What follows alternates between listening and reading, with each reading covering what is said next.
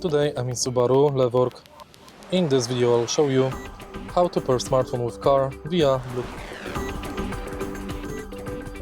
In the beginning, take a look at the screen display. Now go to Home and Settings. Enter Bluetooth, Add, and now on your smartphone, go to Bluetooth settings.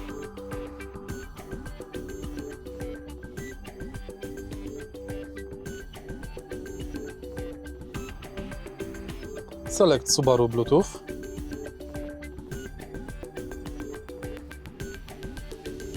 Confirm, and it's done. Now you can transfer the phone book.